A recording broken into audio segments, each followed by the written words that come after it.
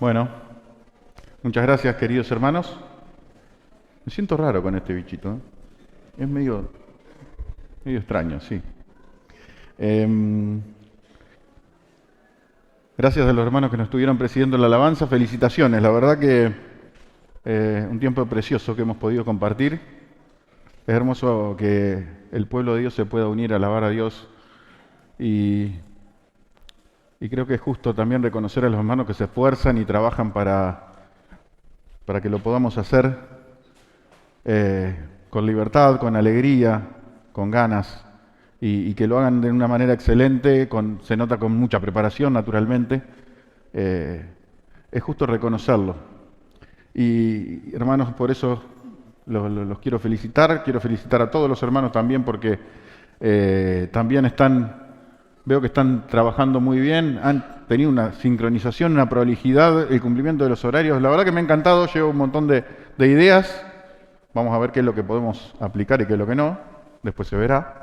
Pero honestamente la verdad que es un tiempo precioso y bueno, y de nuevo agradecidos por el privilegio de poder compartir la palabra acá. Solo un comentario más antes de meternos en el mensaje.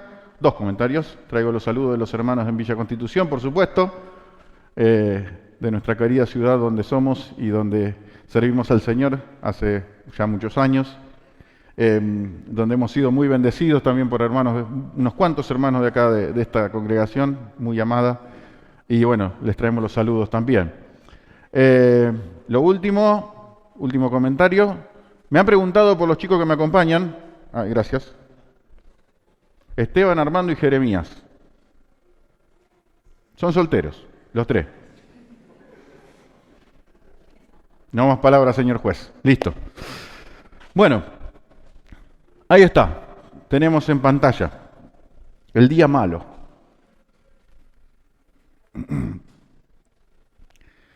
De eso vamos a hablar.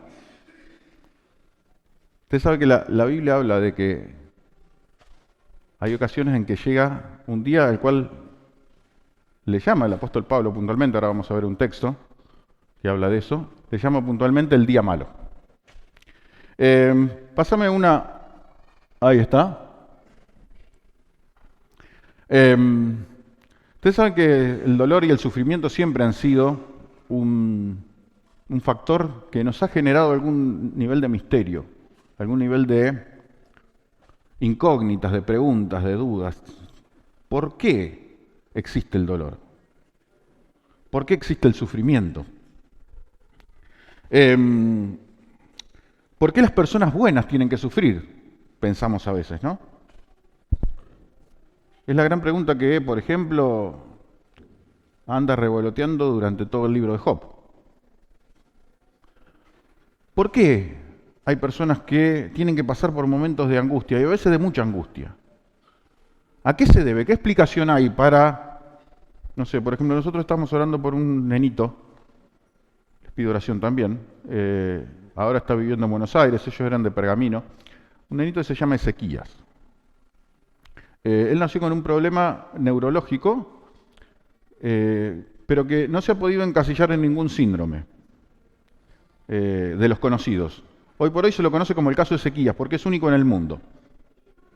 Tiene 1 año y medio más o menos el nene.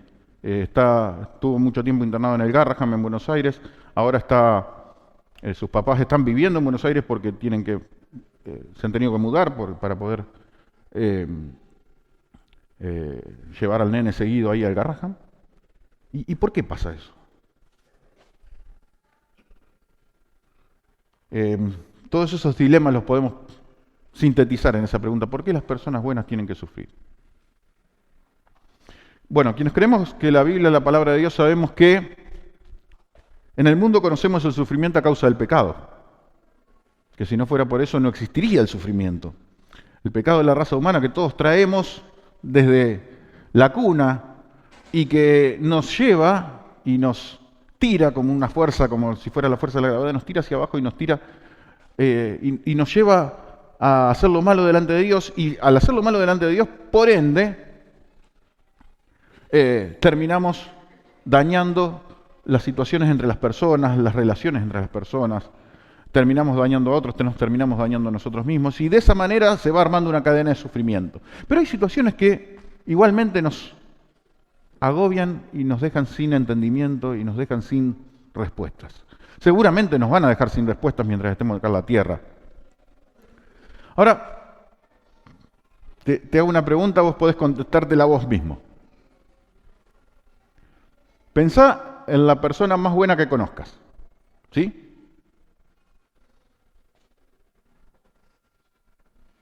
¿Pensaste en la persona más buena que conoces? Bueno, yo también pensé. ¿La tenés?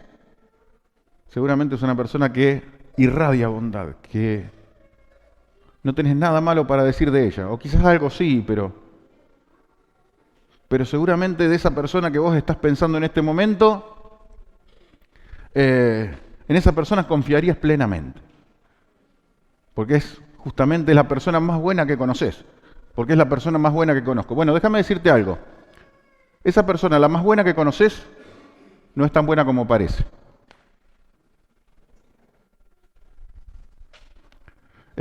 Todos queremos parecer, y mucho más cuando estamos dentro de una iglesia, todos queremos parecer lindos, buenos, inteligentes y espirituales. Y seguramente mostramos nuestra mejor cara. La realidad es que atrás de nuestra mejor cara seguramente hay un montón de cosas que el Señor tiene que cambiar y que el Señor tiene que transformar. Porque ninguno de nosotros es tan bueno como parece serlo. Ni la persona más buena del mundo en la cual vos hayas pensado. Avanzame una diapositiva. Como decíamos, y como hemos mencionado en la reunión anterior, no ha habido ni habrá un ser humano sin pecado, excepto Jesús, ¿sí? No tenemos un sumo sacerdote que no pueda compadecerse de nuestras debilidades, sino uno que fue tentado en todo según nuestra semejanza, pero con una enorme salvedad sin pecado. Claro, Eclesiastés dice, el autor lo dice Salomón, ciertamente no hay hombre justo en la tierra que haga el bien y nunca peque, no hay manera de que podamos delante de Dios presentarnos como personas buenas. No obstante, todos sufrimos por igual. Y ciertamente esa clase de preguntas de alguna u otra manera nos llega. De alguna manera pensamos, pero ¿por qué pasa esto? ¿Por qué le pasa esto a esta persona? ¿Por qué sucede esto? No necesariamente está mal que nos hagamos esa clase de preguntas, pero sí tenemos que tener presente, como decíamos al principio, que muchas veces esas preguntas van a quedar sin respuesta.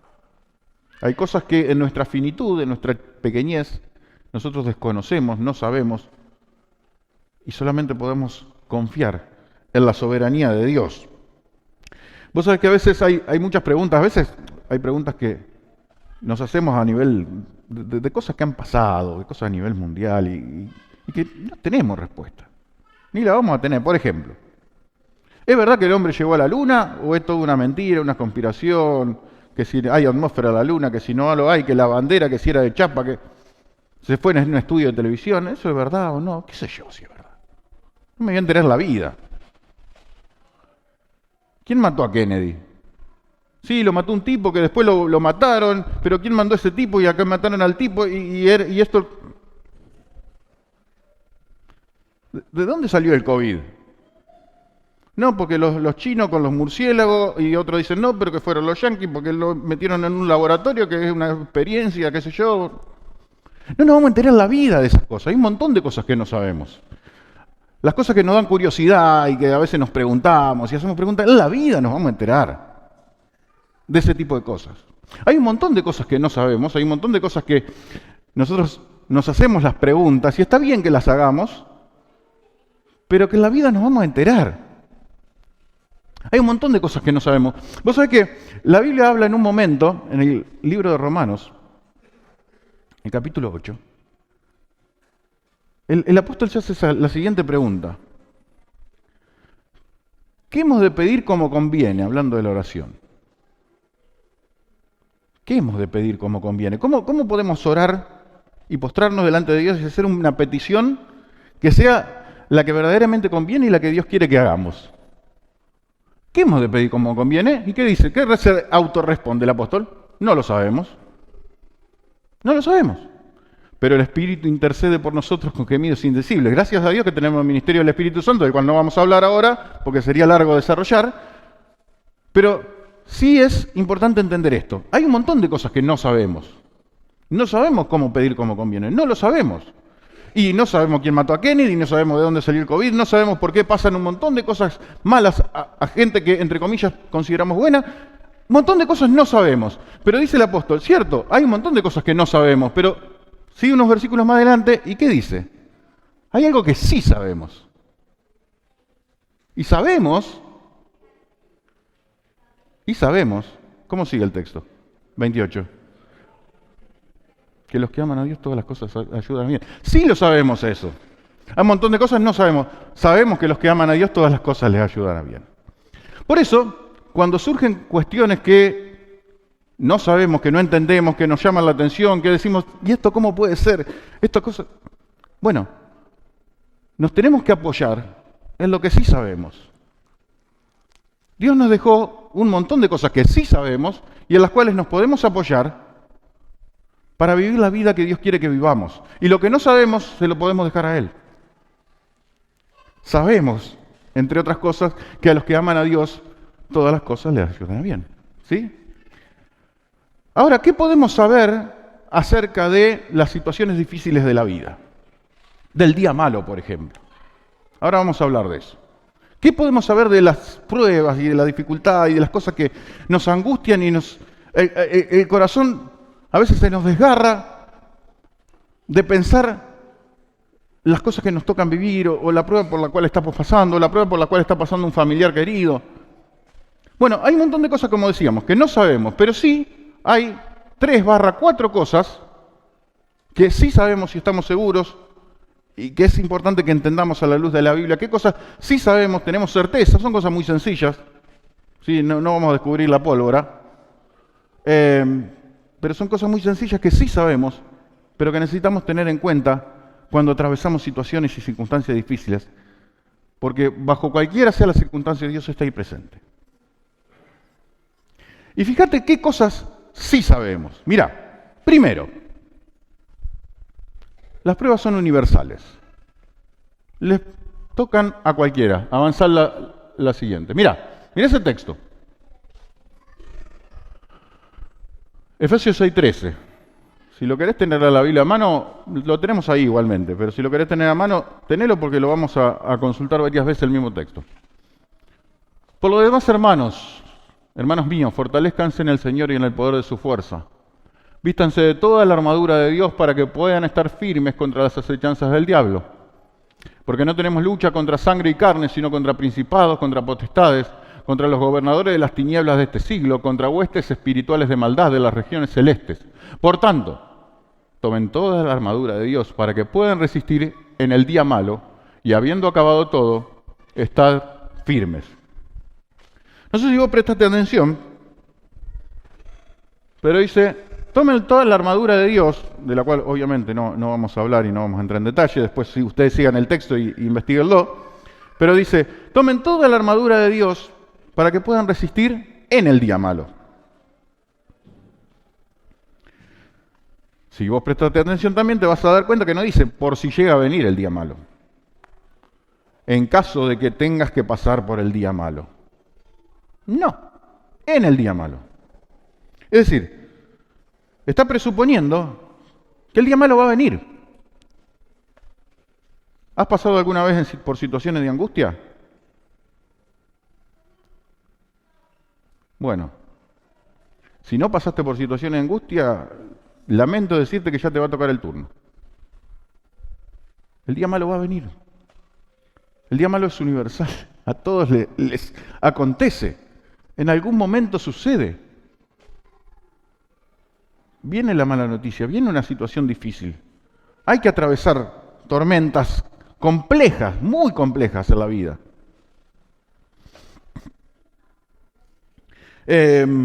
Fíjate que el Señor Jesús dijo en algún momento, el sol sale sobre buenos y malos, ¿no? La lluvia también beneficia a los buenos y a los malos por igual, o los perjudica también. Fíjense, vamos a la siguiente, mirá. Como dice ahí, el día malo, el momento difícil, el momento de la prueba, el momento de la angustia, ya ha llegado, quizás está llegando, o va a llegar. Pero nadie se va a salvar del día malo. Todos vivimos en circunstancias que, por vivir en un mundo de pecado, incluyen necesariamente situaciones de angustia. Seguramente vos me podés contar la situación de angustia que estás viviendo, que has vivido, la que te ha tocado vivir, la que te tocará vivir. Yo te puedo contar las mías. Pero lo que no podemos decir es que hay alguien a quien el día malo no le vaya a tocar. Alguien que va a estar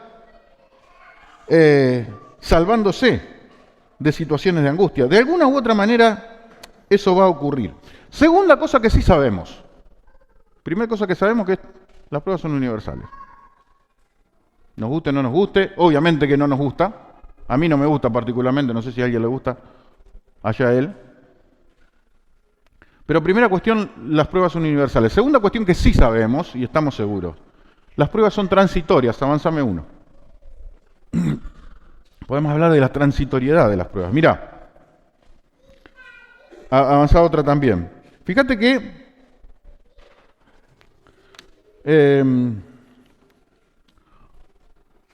fíjate el texto de Efesios 6, volvimos al mismo, Efesios 6:13. Fíjate que dice, tomen toda la armadura de Dios para que puedan resistir en el día malo y habiendo acabado todo, estar firmes. Habiendo acabado todo. En algún momento, el tiempo y ese proceso al cual podemos llamar el día malo, se termina. ¿Cómo que se termina? Pero si a veces yo estaba orando por un familiar y estaba orando con todas mis fuerzas y el familiar se murió. ¿Por qué? ¿Cómo que se termina? Sí. Independientemente de cuál sea la resolución de la situación de angustia que nos haya tocado vivir, sí podemos estar seguros que el día malo es una situación transitoria. Dice el texto, habiendo acabado todo, estar firmes. Es decir, el día malo tiene un principio, pero también tiene un final. No es eterno el día malo, ¿eh? No dura toda la vida. Está acotado en el tiempo. Gracias a Dios que es así. A Dios gracias que es así.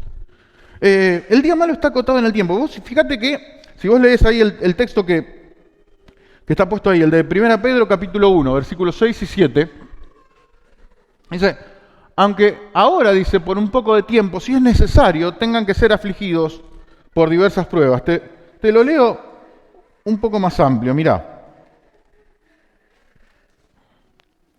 1 Pedro capítulo 1, versículo 6. Dice, lo cual vosotros os alegráis, aunque ahora por un poco de tiempo, si es necesario, tengan que ser afligidos en diversas pruebas, para que sometida a prueba vuestra fe, mucho más preciosa que el oro, el cual, aunque perecedero, se prueba con fuego, sea hallada en alabanza, gloria y honra cuando sea manifestado Jesucristo. Es decir, fíjate que lo que dice acá el texto, ¿no? En el versículo 6. Aunque ahora, por un poco de tiempo. Pedro dice también, si es necesario, tengas que ser afligido en diversas pruebas. Es cierto que el día malo es universal.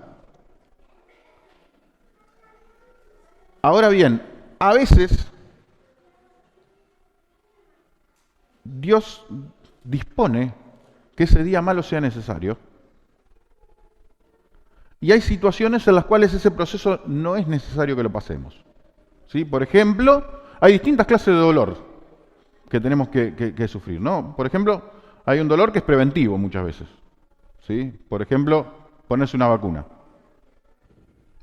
Es un dolor preventivo, ¿no? O uno le tiene que poner al bebé una vacuna. ¿Sí? El bebé va a llorar como un marrano, porque no le gusta que lo pinchen, etcétera. Va a ser un lío, un desparramo bárbaro. A veces hay que agarrarlo entre dos, entre tres para ponerle el pinchazo.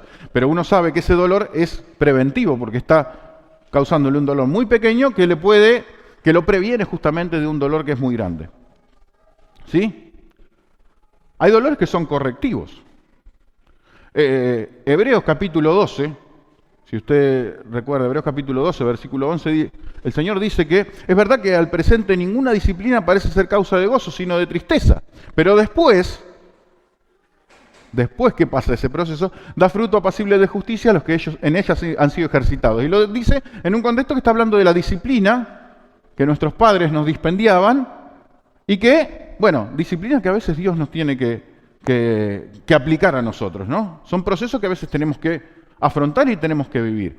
Por eso el apóstol Pedro dice, bueno, si es necesario, ustedes tengan que ser afligidos por diversas pruebas. El día malo nos agarra a todos.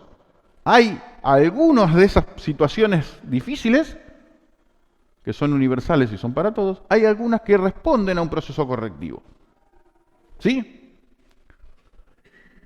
Ahora bien, independientemente de cuál haya sido el origen de esa situación, el apóstol Pedro lo que está diciendo acá es por un poco de tiempo. Es transitorio. No es eterno. Tiene un principio y tiene un final.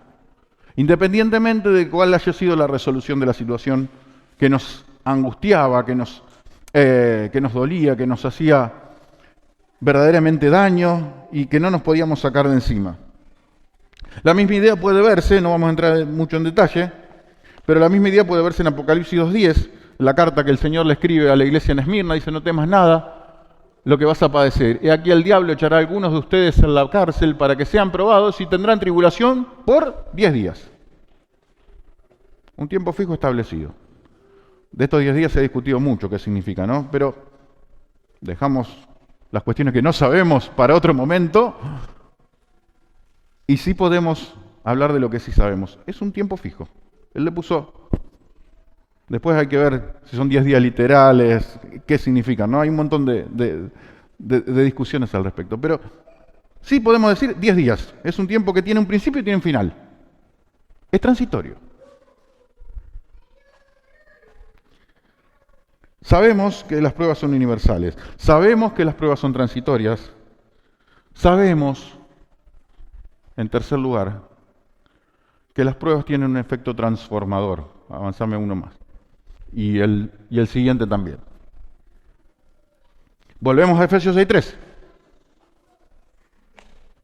Por tanto, tomen toda la armadura de Dios para que puedan resistir en el día malo y habiendo acabado todo, estar firmes.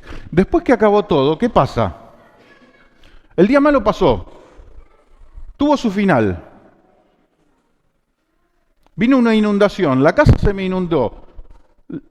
Tarde o temprano, después de una inundación, el agua baja. Cuando el agua bajó, cuando bajó la marea, ahí nos enteramos que había.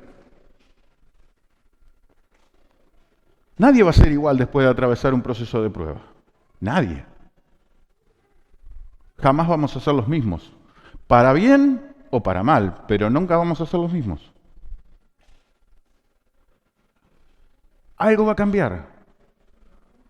Algo se va a ver reflejado de lo que había antes. Algo va a ser transformado. ¿Qué cosa? No sabemos. En cada caso será distinto. Pero sí sabemos que nadie es igual después de pasar por un proceso de esto. Mirá, acá tengo un texto, un fragmento del libro Antes del Fin, de Ernesto Sábato. Sábato es un tipo que, como el apóstol Pablo le podría decir, no estás lejos del reino de Dios, pero no sé si en algún momento él habrá aceptado a Cristo. Sabemos que tenemos muchas oportunidades, que tuvo muchas oportunidades. Pero él, por lo menos a mi modo de ver, esto es opinable, ¿no? Es uno de los escritores, por lo menos que yo he visto, que mejor ha reflejado la angustia del ser humano, mejor ha reflejado la futilidad en la cual se vive en la sociedad que tenemos hoy por hoy, mejor ha reflejado verdaderamente lo que produce el pecado en la vida de las personas, mejor ha entendido, al menos esa parte del mensaje del Evangelio. Espero que en algún momento de su vida haya tenido la lucidez de aceptar al Señor. Sabemos que tuvo muchas oportunidades, porque él pasó por, indudablemente, un día malo, muy malo, malísimo. Él sufrió la pérdida de un hijo, Jorge Federico, en un accidente automovilístico en el año 1995. Él escribe uno de sus últimos libros, se llama Antes del Fin, Y es un libro que llama la atención por la angustia, por la desesperanza con la cual él la escribe. Claro, el mundo lejos de Cristo es un mundo de angustia y de desesperanza, no queda otra. Él lo refleja de una manera que es brillante a mi modo de ver. Por eso digo, no sé si en algún momento de su vida finalmente han tenido la iluminación y ha tomado la decisión de aceptar a Jesucristo. Ojalá que haya sido así, no sabemos. Pero en un fragmento de ese libro, de Antes del Fin, él escribe lo siguiente. Desde que Jorge Federico ha muerto, todo se ha derrumbado, y pasados varios días no logro sobreponerme a esta opresión que me ahoga. Como perdido en una selva oscura y solitaria, busco en vano superar la invencible tristeza. Antes, ¿cuándo antes? Antes de que este desastre ocurriera. En momentos de depresión, pasaba horas en mi estudio de pintura, trabajando en algún cuadro, hasta que la desolación se iba, pero ahora el tiempo se ha detenido, la angustia permanece y me siento abandonado en el inconmensurable desierto de estas cuatro paredes. Embriagado de dolor entre las ruinas de mi mente, resuenan lejanos unos versos de Vallejos. Hay golpes en la vida tan duros, golpes como del odio de Dios, decía él. Un poquito más adelante, ese mismo capítulo dice, mi vida parece ir acabando como el túnel, una de sus novelas más exitosas. Mi vida parece ir acabando como el túnel, con ventanales y túneles paralelos donde todo es infinitamente imposible. Qué extraño, qué terrible es que acercarse la muerte vuelvan esas tristísimas metáforas. Elvirita, la mujer que trabajaba en la casa, que era la que asistía prácticamente en todo a él y a su esposa. Elvirita me habla de Cristo. Me dejo alentar por su sentido religioso de la vida y del dolor. Pero claro, sobre mi escritorio puse una fotografía de Jorge Federico y ahora lo miro con la añoranza de un abrazo que me parte el pecho. ¿Cómo quisiera volver atrás del tiempo? ¿Cuándo acabará este peso agobiante y absoluto?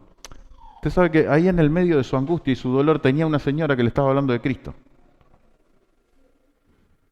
Por eso digo, ojalá que en algún momento, claro, él dice, me dejo alentar por el sentido religioso de la vida y del dolor, como diciendo, bueno, está bien, le doy bolilla, me hace bien lo que me dice. ¿Habrá aceptado a Cristo? No lo sabemos tampoco. Es inútil que andemos dando vuelta con esa clase de pensamientos también, ¿no? Pero simplemente lo que me gusta resaltar en este caso es, claro, esa angustia, ese dolor, ese día malo, indudablemente que le sirvió para que de alguna u otra manera el mensaje del Evangelio le llegara. ¿Qué pasó? ¿Qué hizo él con Jesucristo cuando se lo presentaron? No sabemos. Pero sí sabemos que el objetivo de Dios es que seamos, después de atravesar ese proceso, mejor de lo que éramos. Ni más ni menos que eso.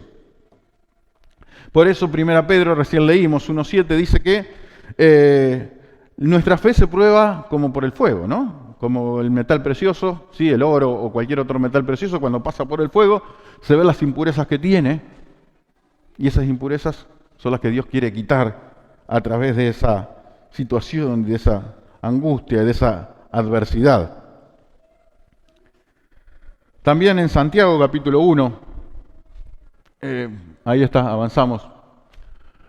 En Santiago capítulo 1, versículos 2 al 4, dice lo siguiente, hermanos míos, y esto parece que nos parte la cabeza, ¿no? Tengan por sumo gozo cuando se hallen en diversas pruebas, sabiendo que la prueba de vuestra fe produce paciencia. Mas tengan la paciencia, su obra completa, para que sean perfectos y cabales, sin que les falte cosa alguna. La prueba produce una paciencia que es no es la paciencia que la señora tiene que tener con su marido. Ay, yo tengo que tener una paciencia de este tipo que es un inútil. Eso no es esa clase de paciencia. Es la paciencia que produce perseverancia y constancia para enfrentar la adversidad. Esa es la idea. Y justamente esa perseverancia / constancia para enfrentar la adversidad, para pasar situaciones difíciles. A mí me gusta ponerlo en un término muy sencillo. Esa perseverancia es la que significa tener el cuero más duro. Para que lo pongamos en un término más coloquial, más claro. Es eso, es. Lo que hace la prueba es te endurece el cuero. Para que las situaciones angustiantes de la vida no te golpeen tanto. Eso es lo que produce, esa es la idea, déjame decir coloquialmente, de la expresión paciencia. Y justamente la prueba, dice Santiago, produce paciencia. La obra debe ser completa para que el propósito de Dios se cumpla. Avanzame uno, porque hay una frase que a mí me gusta mucho. No, a ver, ¿me quedó en blanco? Ay, no, me quiero matar. Bueno, quedó mal. Perdón, son cosas que pasan. Puede fallar, dijo Tusami, casi mata al hijo, pobre. Bueno,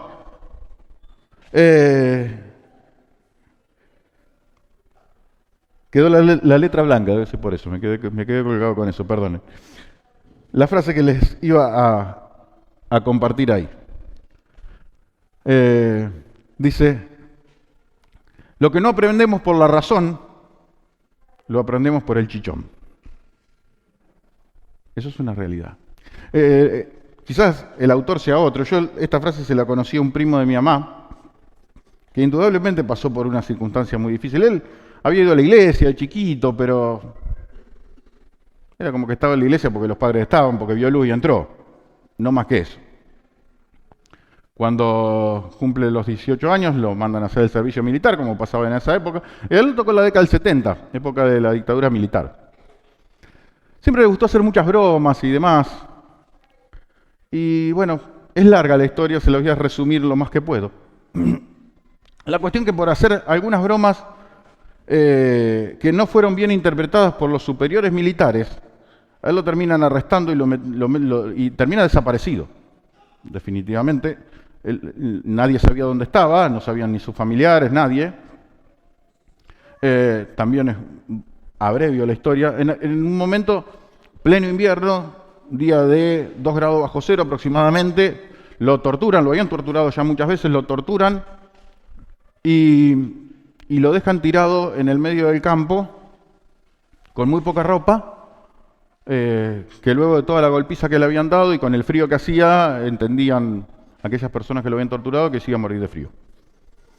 Bueno, suceden un montón de cosas, su familia estaba orando, no vamos a entrar en detalle porque se va a hacer largo, pero la verdad que la historia es muy interesante. Cuestión que finalmente le encuentra gente, lo rescatan y demás. Y él menciona esa frase siempre. Lo que no aprendemos por la razón, lo aprendemos por el chichón. Él hoy por hoy es pastor en una iglesia, además. Y claro que el chichón fue duro en el caso de él. Pero a partir de ahí tuvo un encuentro verdadero con el Señor. Él verdaderamente cambió su vida, hizo un giro así, de 180 grados. Se dio vuelta como un panqueque, pero en el buen sentido. Y eso es lo que sucede, efectivamente.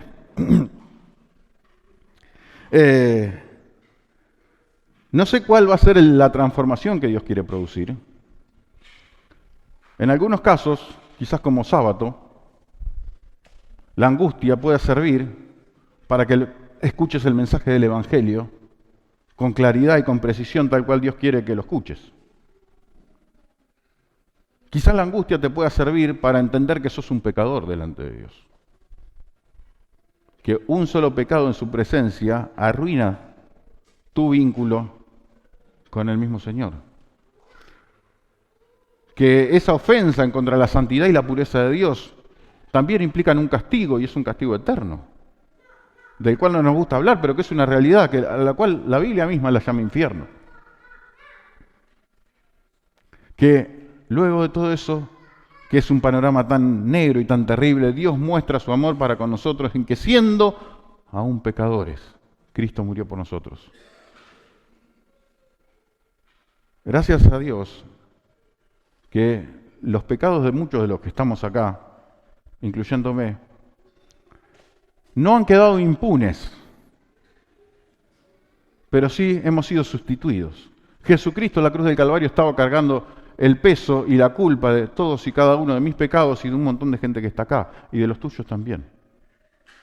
Quizás la angustia te haya llevado, y la situación de dolor te haya llevado a que puedas escuchar el mensaje con precisión y con claridad. Y que verdaderamente entiendas que sos un pecador, que estás condenado, pero que Cristo murió por vos, que Cristo te quiere salvar, que podés pedir perdón por tus pecados, poner tu fe y tu confianza en Jesucristo, entregarte por completo a Él, y Él puede ser Señor de tu vida, y puede transformarla al 100%. Puede darte una nueva vida, es decir, convertirte en alguien que no existías, por eso la Biblia habla de nuevo nacimiento. Puede asegurar tu destino eterno, que ya no será más el infierno, sino será la gloria con Jesucristo por siempre. Puede cambiar no solamente tu destino eterno, darte propósito en la vida, darte un sentido en la vida que estamos viviendo hoy por hoy. Y darle trascendencia a tu existencia, a la cual creías miserable, y quizás te enteres que Cristo murió por vos, para que tu existencia no sea miserable. Quizás la angustia te pueda servir para que escuches ese mensaje y para que tu vida sea cambiada y transformada. Quizás la angustia pueda servir para que tengamos una vida más santa delante de Dios, para que quizás tengamos una comunión más íntima con Él, para que quizás tu vida impacte de otra manera a las personas que no son del Señor y que lo necesitan. Pero algo va a ser ese día malo si vos tan solo confías en la soberanía de Dios, para que ese proceso no caiga en saco roto, sino que sea un proceso que verdaderamente transforme tu vida en algo positivo. 3 cosas que sabemos: las pruebas son para todos, son universales, son transitorias y transforman. Déjame darte una cuarta, que en realidad no tiene que ver con nosotros. ¿O sí? Y es lo siguiente, que alguien ya la pasó.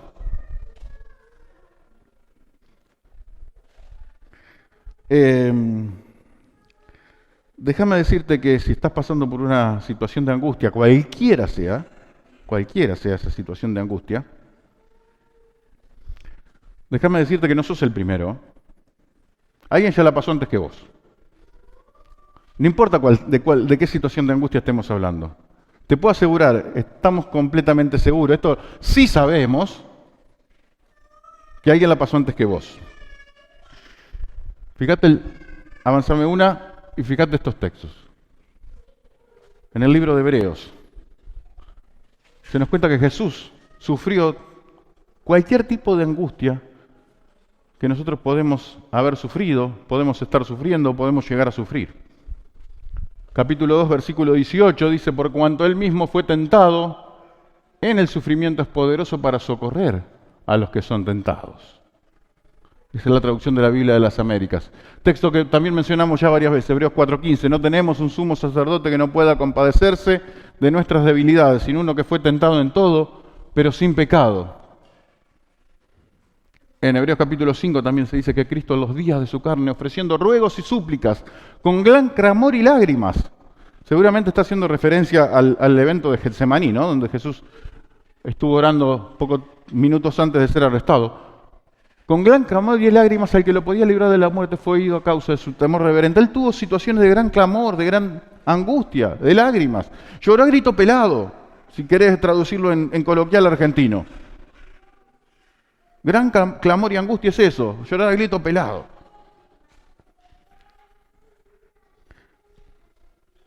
Por eso decimos,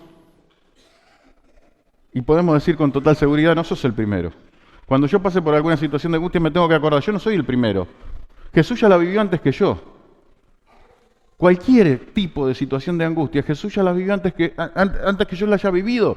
Y si Él la vivió antes y fue tentado en todo, pero sin pecado, quiere decir que Él, como decía el texto, es poderoso para socorrer a los que son tentados, a los que son angustiados, a los que son probados, a los que están sufriendo, a los que están viviendo en medio de la tristeza y en medio del dolor. Él ya la pasó. Avanzamos una.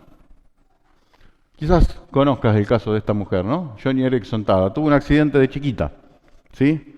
En su adolescencia, un accidente en una pileta, quedó cuadriplégica. Solo quedó con movilidad del cuello para arriba. La historia de ella es muy conocida. Seguramente muchos habrán escuchado hablar o habrán leído algo sobre ella. Pero déjame comentarte solamente un detalle de lo que ella comenta. Y claro, en medio de poco tiempo después de haber sufrido lo que sufrió y de haber quedado cuadriplégica, ella va contando un montón de cosas que le fueron pasando y procesos que fue viviendo también en medio de su angustia. Y dice que una de las cosas que más la alentó y que más le hicieron poder levantarse y levantar sus ánimos y saber que igualmente, a pesar de todo lo que tenía que sufrir y de la angustia que tenía, igualmente podía vivir la vida y disfrutarla de alguna manera con todas las limitaciones. Por eso, por ejemplo, ella pinta con la boca, ahí tienen un cuadro. Y una de las cosas que más la alentó es, en algún momento, Dios le mostró, le reveló a través de la palabra que Jesús también estuvo cuadripléjico. Jesús también estuvo cuadripléjico. Porque cuando estaba colgado en la cruz, no podía mover los brazos, no podía mover los pies, solamente podía moverse del cuello para arriba. Y se daba cuenta que, a pesar de que su angustia era muy grande, ella no era la primera en sufrir lo que estaba sufriendo. Que antes Jesús también había sufrido. Mira, no hay nada que el Señor Jesús no haya vivido de lo que estamos viviendo. Muchas cosas no sabemos, ni las vamos a saber. Sí sabemos que a todos nos va a tocar. Sabemos que eso que nos toque va a tener una duración limitada. Sabemos que eso, si todo sale y somos obedientes y confiamos en el Señor, Él va a hacer que eso produzca una transformación positiva en la vida del Hijo de Dios. Y sabemos que alguien la pasó antes que nosotros. Les leo un texto para terminar. Dice Lamentaciones capítulo 3. Ahí están las conclusiones, no vamos a entrar más en detalle. Pero dice Lamentaciones capítulo 3, versículo 37. ¿Quién será aquel que diga que sucedió algo que el Señor no mandó? ¿Quién puede decir que a Dios se le escapó un detalle? Nadie. ¿Quién será aquel que diga que sucedió algo que el Señor no mandó? De la boca del Altísimo ¿no sale lo bueno, lo malo y lo bueno? ¿Por qué se lamenta el hombre viviente? Laméntese el hombre en su pecado. En eso sí nos tenemos que lamentar. Nos tenemos que angustiar para que el Señor lo cambie y lo transforme. Para que si no sos del Señor, hoy tengas un encuentro personal con Jesucristo. Para que si sos de Cristo, sí, quizás tengas que dejar algo. Quizás esa situación de angustia lleve a que ese pecado que te ata y que no te deja vivir tranquilo, bueno, lo puedas tratar definitivamente en serio y lo puedes dejar. ¿Por qué se lamenta el hombre viviente? Laméntese el hombre de su pecado. Salomón también decía, ¿no?, en el libro de Eclesiastés, en el día del bien, gozo del bien. Disfrutá las cosas lindas que tiene la vida, porque no es todo un rosario de lágrimas. Disfrutá las cosas lindas que tiene la vida. En el día del bien, gozá del bien, pero en el día de la adversidad considera. Dios hizo tanto lo uno como lo otro, a fin de que el hombre nada halle después de él. A fin de que los seres humanos nos demos cuenta que nada podemos encontrar fuera de Dios, fuera del Señor. Amén. Muchas gracias, hermanos, nuevamente. Muchas gracias por su atención. Muchas gracias por su amabilidad, su gentileza. Y bueno, que el Señor nos guíe, que nos bendiga, que bendiga esta amada iglesia. Los felicito nuevamente por cómo están trabajando, por cómo han coordinado todo. La verdad que nos quedamos muy contentos con los chicos. Y bueno, que el Señor los bendiga y que nos guíe en todo para que podamos ser transformados de acuerdo a lo que Él quiere. Amén.